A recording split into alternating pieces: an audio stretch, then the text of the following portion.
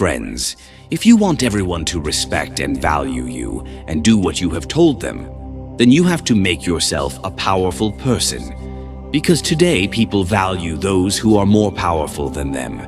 And reverse psychology can help you in this. Reverse psychology is such a powerful thing, which is used by some of the most powerful people in the world, big brands, companies, politicians, and most influential people. In reverse psychology, instead of getting your point directly accepted, you indirectly try to influence other people's decisions. And in the end, the result is what you wanted. So friends, today we will share 7 such psychological tricks with you, which you can use to increase your value in your family, friends, workspace, and almost everyone. And by which people will be forced to listen to you and to respect your value. Its first rule says, no matter how much you are interested, but still try to show that you are not interested at all. According to a professor of social psychology at the University of Arizona, humans normally have a reactance. Whenever someone feels that their freedom is being snatched from them, then they naturally start doing the opposite of that work to get it back, whatever is said to them. This happens so many times. You get very attracted to a person. You chase them, but they don't even talk to you properly. This happens because you are putting your wants in front of them.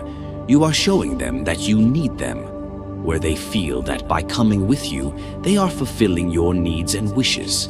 That is, assume that this is not their wish, but they are coming with you because you told them to. That's why their reactance mode gets activated, and they start running away from you. Similarly, you must have also noticed that when a salesman tries to sell you something, he follows you.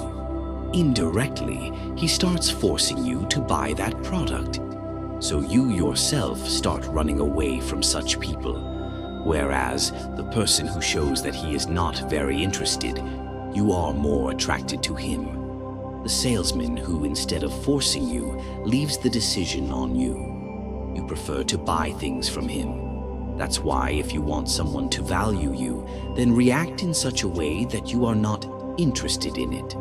Number 2, people want that thing more that scares them. In an experiment, some people were offered some chocolates in 2 jars, where there were only 2 chocolates in one jar and 10 chocolates in the other jar. But people told those chocolates better, which were only 2 in quantity. This proved that we always value that thing more, which is very less in quantity. First, we get to see its best example when a product is in a limited time offer. So people automatically start getting attracted to it, and by the end, that product also gets sold out. Second, this concept is not just in marketing, but it applies everywhere. You must have noticed that in India, those colleges and schools have more value, which has the least number of seats, and has the most competition. We all believe that the things we get with difficulty are better. The things we get with difficulty seem more valuable to us, because people start judging its quality based on the availability of anything. If you want to use this concept in your life and want to build a good relationship, then reduce your availability. That is, don't always be available for everyone, so that your value increases due to their scarcity. Because when you increase your availability for someone, then people don't give you the value that you actually deserve. Number 3, give and take rule. Many studies were conducted in restaurants, where you must have also noticed that whenever you go to a restaurant, and when the waiter brings the bill, then he brings some complimentary special things, sweets, etc., with the bill. That is something that is free for you. Like sometimes you get something free in sweets, or normally where you get something free with the bill. According to this study, the waiter who offers a mint to his customers at the end, that increases his tip by 3%. But if he gives 2 mints instead of 1 mint, then his tip doesn't double to 6%, but increases by 14%. Where in this research it was also seen that when the waiter comes back after giving 1 mint and gives another mint and praises them or says something like this, For you nice people, here is an extra mint for you." This was seen that his tip increased the most, which had increased to 23%. According to this law, most people don't like to take any kind of favor. If you have invited a person to your party, then next time when he will keep his party, then he will also call you. Otherwise, he will feel bad himself. The way you behave with people, if you give them a gift, if you compliment them, then it doesn't matter how small or big work you do, they will automatically start valuing you and will respect you and will try to pay you back somehow. But yes, it is right to do anything within a limit. If you do it too much, then people will take you for granted and lightly. So you have to apply this powerful trick, but in a balanced way. Number 4, most people are not able to admit that they are wrong, where instead of confessing their lack of knowledge, they go into overconfidence and oversmart mode, where they try to pretend that they know something when in reality they don't know anything. In fact, according to a study, when some people were asked to rate their driving skills, then almost 80% people rated themselves as above average driver, while in reality, only 49.9% of them were able to come in the category of above average driver.